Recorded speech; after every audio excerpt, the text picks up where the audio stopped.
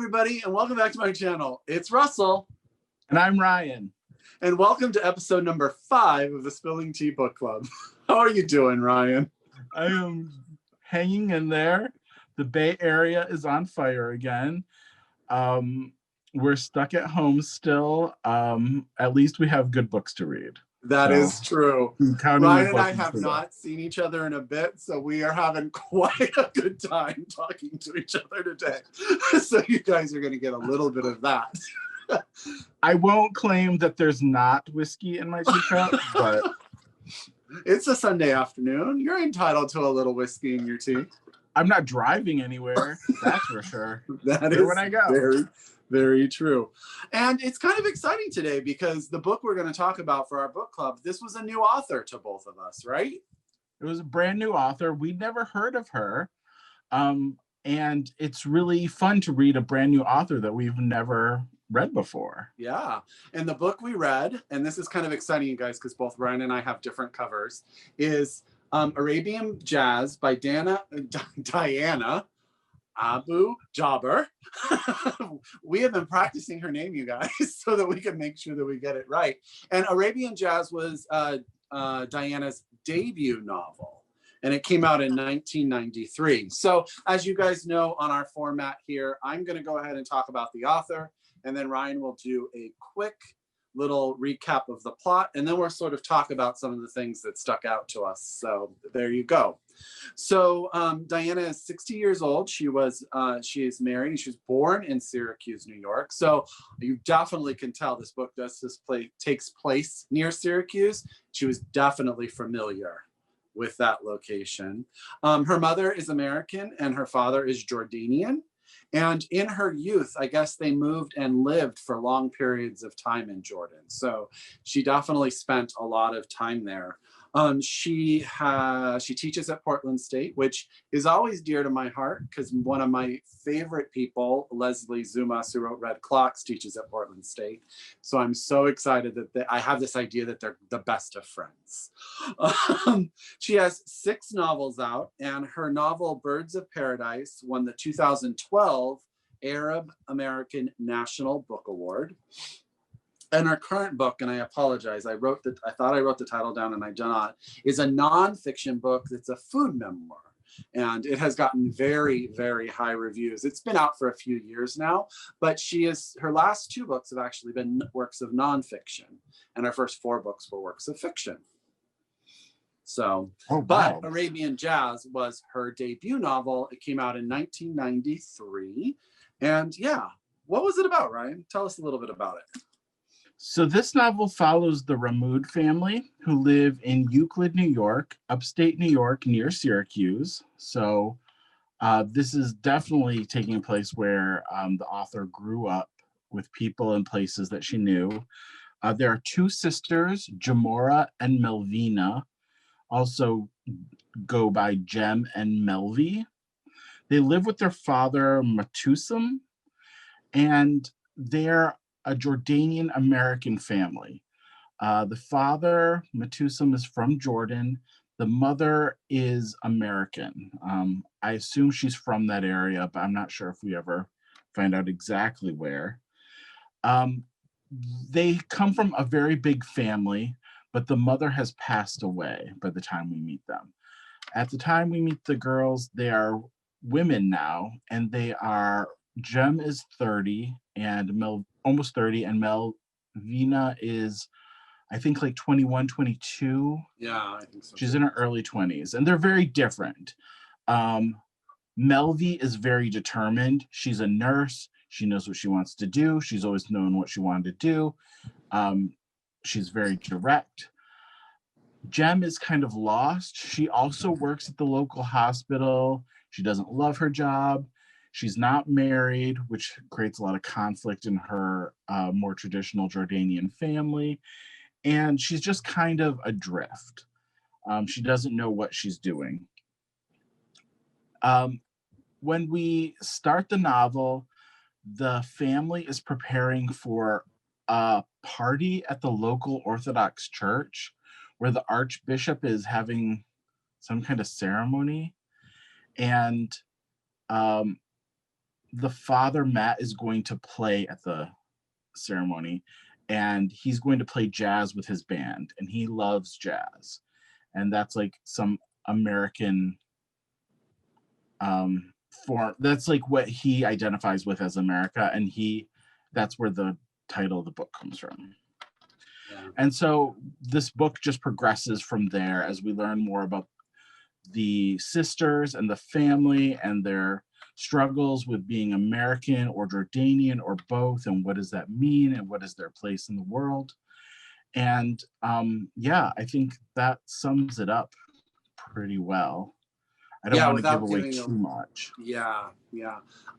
Fun fact, just as an interesting, every time I read the name Jem, I kept thinking Jem and the Holograms, because that's just the age group I'm in. And I just kept wanting Jem to say, "Synergy, take me away." But that's just an aside. It's completely different. I mean, that would have been fantastic if that would have like come into this. And maybe if they formed like their own jazz band. Yeah, like that would have been... Jem and the Jordanians. I don't know. It was so funny. But this really is a story of two sisters and very different paths in life. I mean, they're separated by just about 8 years, but they have very different takes on how their future is. Jem is so lost. She's just really doing a job she doesn't like, day after day, living at home with her father, not really even knowing like what she wants from a personal life perspective or anything like that. And Melvi knows what she wants professionally. She has been like a go-getter since teenager, and also has a very stinted perspective on relationships and marriage and all that kind of stuff, that I thought was really interesting, why one was so jaded and one was so lost in the same upbringing. Yeah, I think that was interesting, and it created conflict, but I liked how the sisters were still on each other's sides through the whole thing. Like, they didn't fight. They like disagreed and they had different viewpoints, but they were really on each other's side. And I think that was the trauma of losing their mother so young. You know, Jem almost seemed depressed through this book.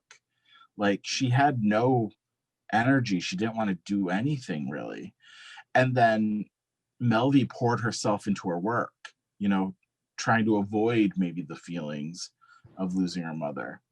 But her mother also died when she was 2. So it was interesting, the different approaches based on like the different levels of trauma that they experienced. Yeah. And I think one of the things that really stuck out for me was how much Melvi believed in her sister, believed in her potential. There's many sort of conversations that they have through the book about how Melvi believes that Jem could do more. And one of them is to go to graduate school. She wants her to go to graduate school, and she believes in her, and Jem doesn't quite believe in herself. So that dynamic of sort of Melvi wanting her to do more and Jem sort of being in awe of all her sister has already done, and that love that sort of goes between them as they sort of defend who they are as people. Right. Yeah. Yeah. And then the dad, you say his name so well. Matusam, I believe. He's an interesting character as well himself, because since his wife has passed away, he's sort of blocked himself off from the world too, only expressing himself through music. Yes. That seems very true. And through his music, he identifies with his American world, which is different than where he grew up. You know, he doesn't have a strong family connection to America now because his wife is gone. So his family members that are there are all Jordanian who had immigrated.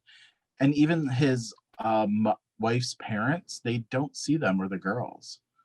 So it was I think it was very isolating for him and for the family, especially with that heritage, and then in a very rural area.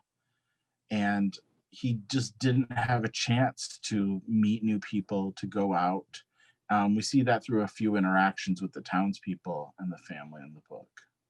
Well, what's interesting is, once his wife passes away, and this happens early, this isn't a spoiler, we learn that he moved his family from Syracuse, which is a sizable city, to Euclid, which is, the rural outskirts. So it goes with this metaphor of feeling cut off from his family, his world, and then he moves himself where he really is cut off from people. And Euclid is rural, but it's also economically probably,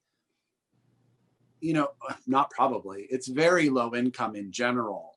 And the people that live out there that become his neighbors are very different than the people that he would normally interact with, I believe. Mm-hmm. And this sort of causes an interesting dynamic because the people that join his band are like these three guys that work at the local gas station, and they become his support network, which I thought was really interesting. Because he went to sort of get away and he kind of found these kindred souls. Yeah, I think that was one of the more interesting parts of the book, his arc and his growth, kind of, and dealing with the death of his wife, and his daughters still live at home, but they're about to leave. You can tell from Melvy's independent attitude. Jem is just getting older, and the family keeps wanting her to find a husband. Yeah. And I agree what you said about him. He has this arc as he starts to allow himself to move on, that I thought was really heartwarming. I really did think that I can't imagine having spent your life with someone, having children with them, and them going away, how hard it must be to, make Mm-hmm. that next step. And he had so much left of his life to live that I'm watching him sort of grow and feel that out. I thought was really well done in the book. That was well done. Yeah. I agree. I don't think we can talk about this book and not talk about the aunt, Fatima. I think, isn't she referred to as horrible or terrible, the terrible Fatima? Yes. She is kind of shrill, very demanding. She's the younger sister of Matusum, and she doesn't have any children. Yes. She lives in the United States. The rest of the family all lives in Jordan still, and she's very concerned with Jem getting married. And that's kind of how the book starts, is with their interactions. She is like a hurricane or a tornado every time she interacts with this family. It's in the book, really, there is a theme of like the traditional Jordanian expectations for women versus maybe the more modern expectations for the American woman, and the clash of those two ideas. And Fatima, I mean, all she talks about is Jem getting married because she's about to turn 30 and then it will be over for her, which I've always been fascinated with the idea of the 30-year-old spinster. Like it's just, I guess maybe in America, we've never, my generation and your generations, we don't deal maybe with that so much, but it has existed in England. We read about it, and maybe, we can talk about Barbara Pym. One of our first books is a lot about stuff like that. So it's a theme that crosses culture. This idea that once women reach a certain age and are unmarriageable anymore, then what are they going to do with their lives? Which seems absurd. Yeah, it does. I mean, even though this was only written 30 years ago, I would imagine that back in the 90s, it was still rare for a woman to be 30 and not married. That is true. It's very common now, but I remember back, like, even when we were growing up, like, it was pretty uncommon to be single and unmarried at all at that age, and to like be on your own as like a career woman. And that was just in the 90s. I mean, and then some of the books we read in the 40s and 50s, like that was definitely not possible. So it's interesting to see how things have changed in these past few years. Absolutely. Definitely. And I think what's interesting about Fatima is I always felt like she thought she had the girl's best interest in mind, but she never thought to ask the girls what they wanted. Yeah. It's like this idea of family knows best, tradition knows best.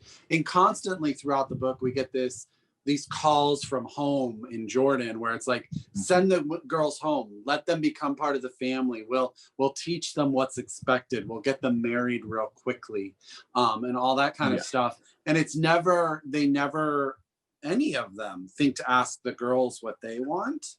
And they are willing to marry them to just about anyone. Yeah. I think it was interesting. And with Fatima, I think the layer underneath what she was saying was that she is alone in the United States without her family and she's unhappy. And she doesn't want that to happen to her nieces. It must be isolating. She didn't have any children, so she wants that for them. Having children over 30 was pretty uncommon, just a few decades ago. Yeah. So I can see how she really did believe that. And maybe she's not wrong. Jem and Melvie didn't seem the happiest, especially Jem. Maybe if Jem had a purpose, and we kind of see that more later in the book, where she gets pawned off or attempt to be pawned off with her cousins and some other people who come to visit, that maybe she just needs a push in one direction, and if they decide for her, she'll be happier. What I did appreciate what Diana did with Fatima is, so we kind of talked about this a little bit before we started our video. It's like there is a certain layer of darkness under the narrative of this book. And one of the sort of things that are discussed is the poverty that, Fatima and her family had to live in, and some of the choices that had to be made when she was younger in order to make sure that the family was taken care of.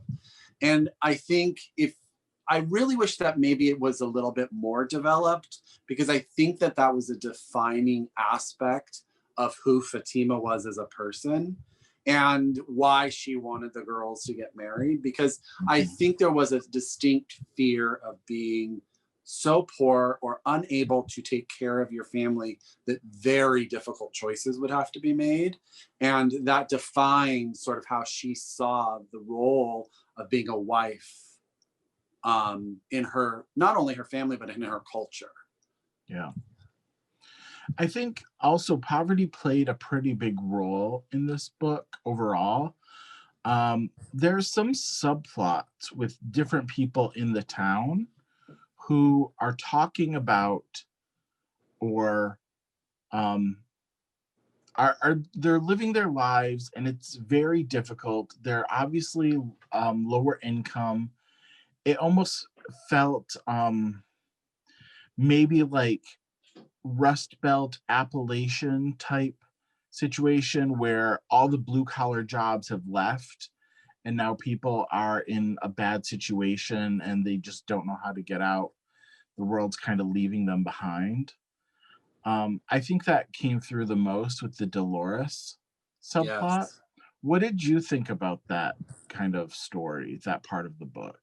Yeah, there is, and this is a common theme in a lot of the books that we've discussed, is this idea of women as objects and at times being dispensable, usable, and not thought of. And Dolores is a very important discussion of that in this book, because she's a white woman who has a lot of children from different, we don't even really learn how all of the children came in, but you can tell from the subtext that those are not all positive interactions.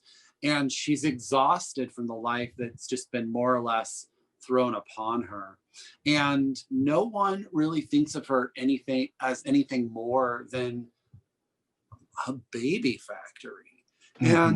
And she allows a small discussion about like the women's right to choose and the difficulties for the people of a certain economic level to get what they need.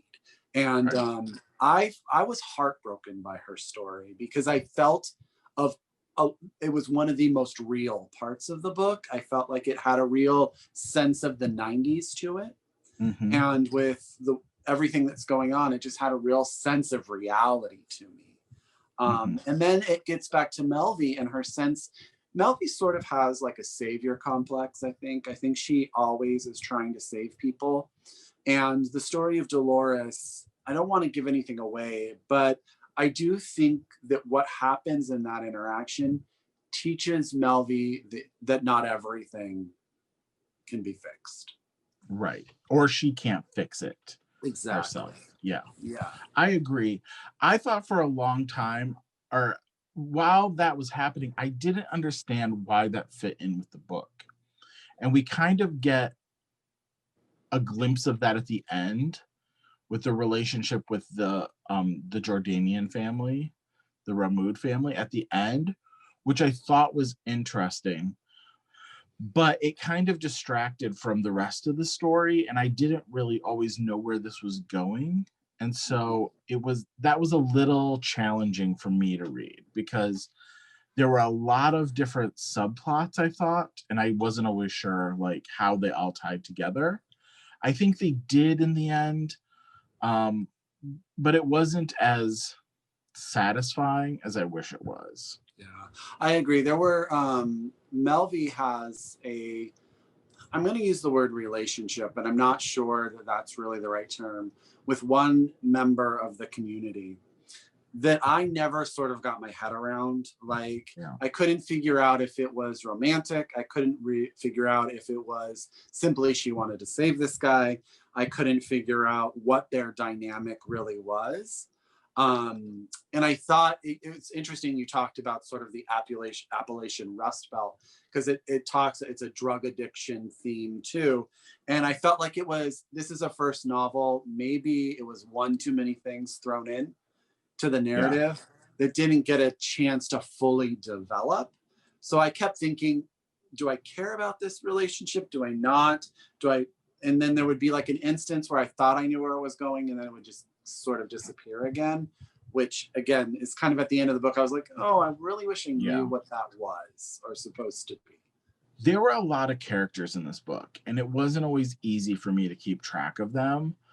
The main characters were easy, the Ramoud family, but then there were cousins and there were other people in the community. There was a guy named Gil Sesame who was at the beginning and then just kind of disappears.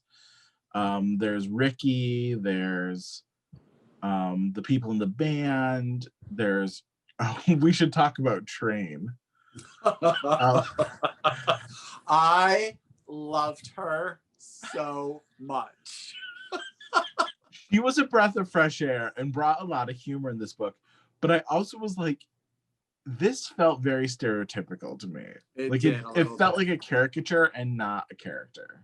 Yeah. So Train is a truck driving woman that happens to pass through town and winds up having a moment, a moment with the father. Now, remind me, because I want to make sure. Train also is the woman who brought in the man to the hospital, right? It turns out to have some implications with another character. Yes. Yeah. Okay. So Train brings in a man who is clearly an alcoholic / addict who on the verge, and that's sort of how she is introduced to the story, because she sort of falls in admiration for Melvie and her sort of attitude of go get attitude.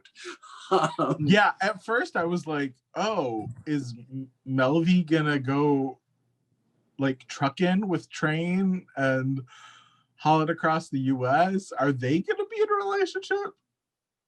Kind of wanted it just because it would have been so crazy. But Train did add a lot of humor, but also sort of had this like wisdom about her that was sort of refreshing. She sort of could see things from a different perspective. But I mean, literally she parked her big rig like on the grass. It was just so random. Her speech is amazing, and her telepathic CB radio stuff was really good. Random but welcome. Yes. I thought this book was really strong at the beginning and at the end. But in the middle, I really got lost. I really kind of got confused. I was like, who's doing what? Why? Where are we going with this? Who is this character now? I think it did feel a bit like a first novel, just in that there was a lot put into this. It was described as a comedy, and it had an interesting balance of comedic elements and then really dark elements. Yeah. Did you find that? Yeah, I mean, when people said it, when we read that it was a comedy, I expected it to be funnier, because there are some parts that are so dark that there's no way to even interpret them as comedy at all. I agree. I think for me, when I was with just the sisters and what they were doing with, I was the most invested. Yeah. And I really thought but when we would have like this, there was this uncle that came from Jordan and was just like extravagance extraordinaire. And then his sons came and they just turned out to like, they just sort of muddled the narrative to me. Yeah. And I can see how they were funny, but in the same time, I think they took away from the heart of the book a little bit. Yeah. And I didn't need them. I was fine with just the removed family. Yeah, I think, and Fatima was fine. I think Fatima was well thought out and well developed. And I just think sometimes, like you said, it was like, what else can I sort of stick in here to make it a comedy when it really maybe should have been more of just a straightforward family drama? Yeah, I agree. But she can write some really beautiful, heart-wrenching dialogue and descriptions of family connections. I thought, like, she really, I mean, as a debut novel, if I had read this in 1993 when it came out, I would have been interested in what she was going to write next. Oh, definitely. I'm interested now. I mean, she's pretty prolific. She has a number of books that she's written, and all of the other books have been well received from the reviews I've read. I think her book Crescent, which came after this, was said to be even better. So, I mean, that's promising. I mean, if it's your first book, you might not know if you'll get a second. So you're putting everything in there. So I can't fault her for that. That is true. I thought there were some really great metaphors throughout the book, like some really beautiful descriptions of things. I did have one issue, and I don't know if you picked up on this, but there's a lot of descriptions of weight and like fat people in it. And it kept coming up. And I was like, what is the obsession? I mean, we don't get hair color. We don't get skin complexion. We don't get a lot of physical descriptions, except a lot of descriptions of fat people. And then alluding that they're slobs and therefore bad. And I thought that was noticeable, but maybe that was more acceptable in the 90s. Maybe that was I couldn't exactly tell if it was cultural. Like, I couldn't tell if that's something maybe in the 90s or, you know, for me, I kept thinking, is this how Jordanians see weight?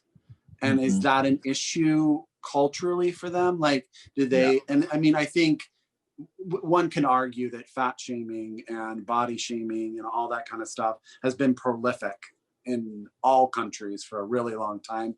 But in this case, I do agree. I felt like that was a defining narrative, from Train to the woman that Jem worked for to the visiting uncle. It was interesting that their size was really their defining factor.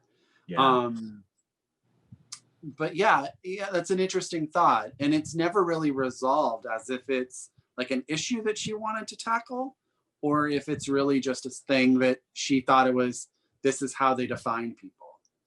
Yeah, I kind of took it as shorthand for characterization, saying this person, because of their size, the way their clothes fit, they look sloppy. That was a characterization of them that, I mean, probably just was maybe a little lazy,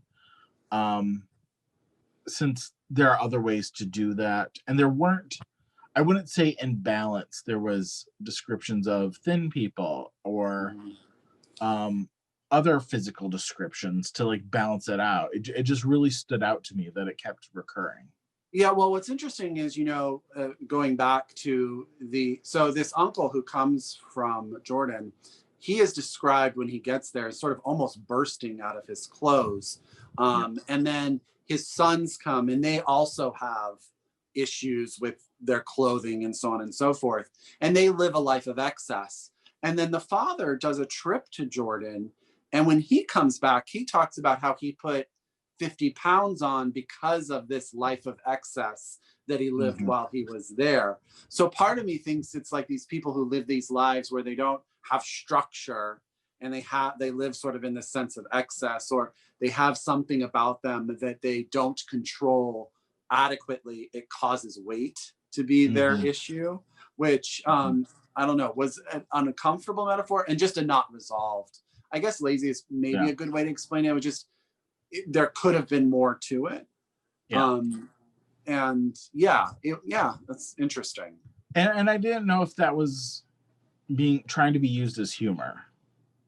Maybe that was it. I mean, it's not uncommon, and it definitely wasn't insulting or like awful. I mean, it was just noticeable, and so that just might have dated the book for me. Like, it wasn't something that I'd be like, don't read this, it's terrible. Like, it's just very noticeable. I was actually surprised how I noticed that so much. It was interesting. Yeah, I think for me, and I'm not sure if we've really talked about it a lot, but I think there are a couple of times where she falls a little heavy to rely on stereotype.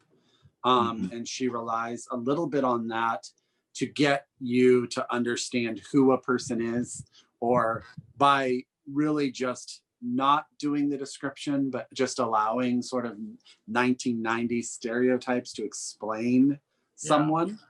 And I think that comes with time. I think that comes with sort of an experience as a writer. And I agree with you. It wasn't off-putting, but sometimes I'd be like, well, I think there could be more here to develop it a little bit. But overall, I definitely think it was a story I was entertained. I could read it really fast. She does have quite a good way of describing families. Jem and Melvi are interesting. Their family was great. I love the dynamic between them. I love the dynamic between them and their father. I thought the ending especially really kind of brought some of these themes home in a way I didn't expect. And I thought it was really heartfelt, like where this ended up, especially when Nassim comes in. Like that was a turning point for me. I don't know if I would have liked the book as much if not for those last 50 pages. Like they were really great. So if anyone's struggling, I would say try to make it to those last 50 pages, because I think it's worth it at that point.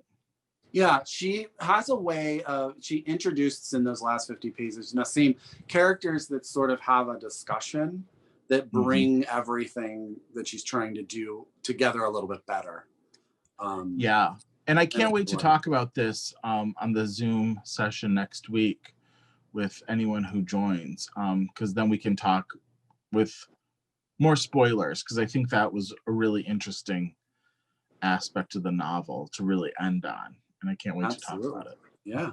And that's a reminder, everyone. This video should go up in the next day or two. It's the beginning of October, and we will be meeting on October 10th on Zoom at 10 a.m. Pacific Standard Time.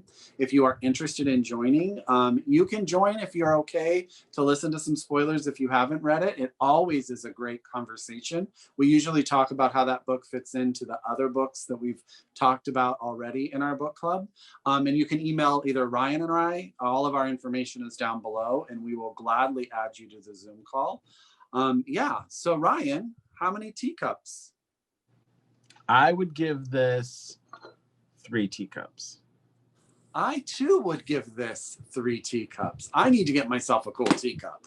That's what I need to stop what I'm doing right now. And you need to get 5 teacups. You can hold up the number. You just hold them. No, that's excessive. I would drop them. And or saucers that you can spin. You should make this like an acrobatics channel.